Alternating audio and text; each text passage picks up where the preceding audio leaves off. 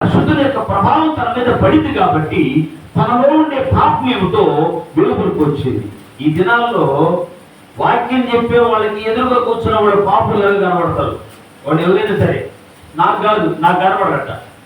కొంతమంది కనబడతారు. అంటే ఎదుటి వాళ్ళందరూ పాపులే. దేవుడు ఏదో అవకాశం ఇచ్చినాడు, ఆయన వాక్యం చెప్పే అవకాశం. కానీ దాన్ని పురస్కరించుకొని నేనేదో బిషప్ అయిపోయినట్టు, పూపు అయిపోయినట్టు మీరందరూ పాపులు అంటే నాకు బలుపు తర్వాత. సో అది చాలా జాగ్రత్తగా ఉండాలి. ఇది ఒక రెస్పాన్సిబిలిటీ. ఇది దేవుని వాక్యాన్ని దేవుని ప్రజలకు అందివ్వడం అనేది ఒక బాధ్యతాయుతమైనటువంటి పని. భయంతోనూ వణుకుతోనూ తమ సొంత రక్షణను కాపాడుకుంటూ ఈ దేవుని వాక్యాన్ని ప్రకటించాలి. ఇష్టం వచ్చినట్టుగా నోటికి ఎదురుస్తే చెప్పడానికి కాదు. సో దేవుని బిడ్డలారా, ఇక్కడ దర్శనం ఇచ్చిన తర్వాత ఆయన దేవుని యొక్క మహిమను చూసిన తర్వాత తను ఎలాంటి పాపియో ఏ పరిస్థితుల్లో ఉన్నాడో తెలుసుకుని, అయ్యో నేను పాపిని తెలుసుకున్నాడు. అప్పుడు ఆ శరాపులలో ఒకడు వచ్చి నిప్పు కణిక పట్టకాలతో నిప్పు కణికని చేతబట్టుకుని ఆ యెషయా కనువులకు తాకించిన తర్వాత ఇప్పుడు నువ్వు పవిత్రుడైన ఒక్కో అన్నాడు. అప్పుడు దేవుడు అంటున్నాడు, ఎవరి పంపుదరు నా కొరకు, ఇలా ఎవరు పోతారు నా కోసం ఉన్నప్పుడు నేనున్నాను, నన్ను పంపమని యెషయా దేవుని సన్నిధిలో ఒప్పుకున్నాడు. సో ఇది త్రియేక దేవుని దర్శనం. త్రియేక దేవుని దర్శనం. రెండవది త్రియేక దేవుని ఉద్దేశం. త్రియేక దేవుని ఉద్దేశం.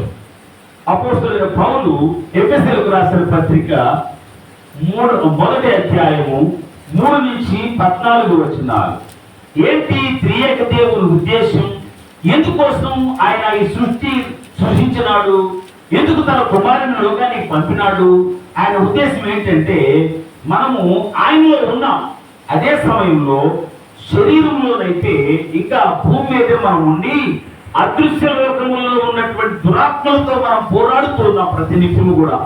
ప్రియుల వల్లరా, అంటే మనకు పాప విముక్తిని కలుగజేసి మనల్ని సంరక్షిస్తూ ఆధ్యాత్మికమైనటువంటి వారుగా మనల్ని చేస్తూ క్రీస్తు కోసం జీవించే వారముగా మనం ఉండాలి అనేది దేవుని యొక్క ఉద్దేశం. అంటే ఆయన ఏదో ఈ భూమి మీద ఉండే మనుషులందరికీ రక్షణ ఇచ్చేయాలా, వాళ్ళు తీసుకుంటే తీసుకొని తీసుకోకపోతే పోని అని కాదు. వర్షం, ప్రచండమైన వర్షం పడతా ఉంది, అంత నిండిపోతాయి. చెరువులు, వాగులు, గుంటలు, బావులు అన్ని నిండిపోతాయి. కానీ వర్షంలో ఒక కుండ పెడతాం, ఆ కుండ మీద మూత పెడతాం. కుండలో నీళ్ళు వస్తాయా? మూత తీస్తే నీళ్ళు వస్తాయి. సో అలాగే ఎవరైతే ఆయన్ని విశ్వసిస్తారో, ఎవరైతే ఆయన అంగీకరిస్తారో, ఎవరైతే ఆయన ఉద్దేశాన్ని అనుసరిస్తారో వారికి మాత్రమే రక్షణ. ప్రియమైన దేవుని బిడ్డలారా, ఆయన ఉద్దేశం ఏంటంటే అందరికీ కాకతాళీయంగా ఆయన ఇచ్చినాడే కానీ ప్రతి ఒక్కరూ రక్షణ పొందాలని, ఆయన మన కోసం సిద్ధపరిచినటువంటి స్థలంలో ఆయనతో కూడా మనం నివాసం చేయాలి అనేది ఆయన సంకల్పం. అదే ఆయన ఉద్దేశం. సో ఇక్కడ దాని కొరకు మనల్ని సిద్ధపరచడానికి ఆత్మను అనుగ్రహించినాడు ఆయన. చూడండి, ఎఫెసీ పత్రిక 1వ అధ్యాయము 13వ వచనాన్ని చదవండి. మీరును సత్యవాక్యమును అనగా మీ రక్షణ సువార్తలు విని క్రీస్తునందు విశ్వాసం ఉంచి వాగ్దానము చేయబడిన ఆత్మ చేత ముద్రించబడితిరి. చాలా పెద్ద వచనం కదా ఇది, చాలా పెద్ద వచనం. వాగ్దానం చేయబడిన ఆత్మ చేత ముద్రించబడితిరి. ఏంటి ఆత్మ అంటే? పరిశుద్ధాత్మ. అంటే ఒక సింబల్, ఒక ముద్ర. మనము గొర్రెలు, బర్రెలు, ఎద్దులు కొంటాం లోన్లో. బ్యాంకులో ఏం చేస్తారు తెలుసు వాటికి? కమ్మలేస్తారు. ఇంతకుముందు పశువులు గుర్తుపట్టడానికి ఒక ముద్ర కాల్చి ఎలాగేస్తారు, ఇది మాది అని చెప్పుకోవడానికి. ఆ యజమాని పేరు ఉంటుంది దాని మీద ముద్ర. అది ఏ గ్రామం వెళ్ళిపోయినా ఇది మాది అన్నడుకో ఒప్పుకోరు. ముద్ర మాది, మా రెడ్డి దీది, మా నాయుడు దీది, మాది ముద్ర. ఆ ముద్ర దాని తాలూక స్వభావం అది ఎవరితో ఎవరికి చెందినదో తెలియపరుస్తుంది అనమాట. ఇప్పుడు దేవుడు ఏం చేస్తున్నాడు? ఆయనను ప్రేమించిన వారికి, ఆయనకు లోబడే వారికి ముద్ర వేస్తాడు. అంటే ఈ ముద్ర అంటే ఏంటంటే అడ్వాన్స్ సంస్కారం. దేని సంస్కారం? మనం ఎక్కడైనా ఒక వస్తువు కొన్నాం అనుకోండి, ఆ వస్తువు కొన్నప్పుడు చూస్తాం కంటిన్యూగా ముందు పైపల్లి ఉంటే ఒక పూడి పుంజో, ఒక మంచి పాడి బరిలో, ఒక పొట్టేలో కొంటాం. వాడు కోడిని ఎందుదని చెప్తాడు అనుకోండి, అయినా కావాలి నాకు ఇది, ఈ పూట వల్ల వేస్తుంది, దీని పండు బాగుంది, దీని ముక్కు బాగుంది, దీని తోక బాగుంది, తోలు బాగుంది, ఖచ్చితంగా 4 కూడా కొడుతుంది పందులో. కాబట్టి అప్పుడు ఏం చేయాలా? అమ్మిస్తావా, 4 ఇస్తావా? లే, నువ్వు అడ్వాన్స్ ఇస్తే ఉండిస్తా, లేకపోతే అమ్మేస్తా కారణం వస్తాడు. అంటే దొరుకుకొని ఒక 100 రూపాయలుగా అడ్వాన్స్, ఇది నాది, ఫలానా రోజు వారం రోజుల లోపల నేను మిగిలిన డబ్బు చెల్లించి దీన్ని కొనుక్కుపోతా, ఇది తీసుకుపోతా. అలాగే పశువులు కొనుగోలు చేసేటప్పుడు కూడా అంతే. దానికి ముందుగా రుసుము ఇచ్చి అడ్వాన్స్ ఇచ్చి వెళ్ళిపోతారు. వాళ్ళు చెప్పింటే ఆయనకి మళ్ళీ వచ్చి ఆ ఊరు దాటించేంత వరకు యజమాని బాధ్యత, ఆ మొత్తం రుణం చెల్లించి అప్పుడు ఆ పశువులు కోరుకొని వెళ్తారు. అడ్వాన్స్ అంటే ఆ ముద్ర అంటే పరిశుద్ధాత్మ ఒక అడ్వాన్స్ అనమాట. అంటే పరలోకంలో తండ్రి అయినటువంటి దేవునితో యేసుక్రీస్తు ప్రభుని యొక్క మహిమలో మనం సంతోషించడానికి, మనకందరికీ కూడా ఆయన ఇక్కడ పరలోకంలో మనం పొందబోయేటువంటి ఆనందాన్ని ఈ లోకంలో పొందేదానికి పరిశుద్ధాత్మను మనకు సంచకరువుగా అడ్వాన్స్ గా ఇచ్చాడు అనమాట. అది అర్థం. ఇన్ని విషయాలు చెప్పాలి మీకు. నేను ఏదో కాకమ్మ కబుర్లు చెప్పేసిపోతే ఎలాగా? మీరేమో బాధపడ్డారు, నాకేమో చెప్పాలి అనిపిస్తుంది. ఒకవైపు ఆకలి వేస్తుంది మీకు. మేము ఆకలి కేకలు పట్టించుకోలేదు, వంట చేసుకోవాలి నిజమే, అది కూడా అవసరమే.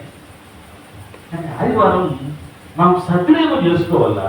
దేవుని వాక్యం మనం సరిగ్గా ధ్యానించకపోతే వెలితే ఉంటుంది. అప్పుడు ఏమవుతుంది తెలుసా?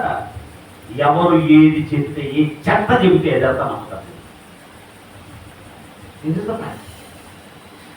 వాక్యం తెలియక చెప్పేవాళ్ళు ఏం చెప్తారంటే వాళ్ళు తెలిసి చెప్తారు, నేను కూడా నాకు తెలిసి చెప్తాను. కానీ వాక్యాన్ని ఆధారం చేసుకొని ఎన్నెన్నో గ్రంథాలు పఠించి ప్రార్థనాపూర్వకంగా మీకు ఈ పండుగలకు సంబంధించిన విషయాలు కూడా మీకు చెప్పకపోతే అది వెలికి నా పిల్లలకు చెప్పేవారు అడుగుతారు అనుకోండి. దేవుడు నేనేం చెప్పాలి? లేదు ప్రభు, అది నా వారం కాదా, అందుకే నేను చెప్పలేదా, చూడమంటది, అందుకని చెప్పాలి. సో ఇక్కడ ఇదేంటంటే త్రియేక దేవుని యొక్క ఉద్దేశం. మొదటిది త్రియేక దేవుని దర్శనం. యెషయా గ్రంథం 6వ అధ్యాయం మొదటి 8 వచనాలు. రెండవది అపోస్తలుడు పౌలు ఎఫెసీయులకు రాసిన పత్రిక 1వ అధ్యాయం 3-14 వచనాల్లో త్రియేక దేవుని ఉద్దేశం. మనము అటు ఇటు తొలగిపోకుండా ఉండే నమ్ముకున్నాం దేవుని, కానీ లోక సంబంధమైనటువంటి శోధనలు, అపవిత్రతలు, సమస్యలు, ఇబ్బందులు మనల్ని దారి మళ్లించే ప్రమాదం ఉంది.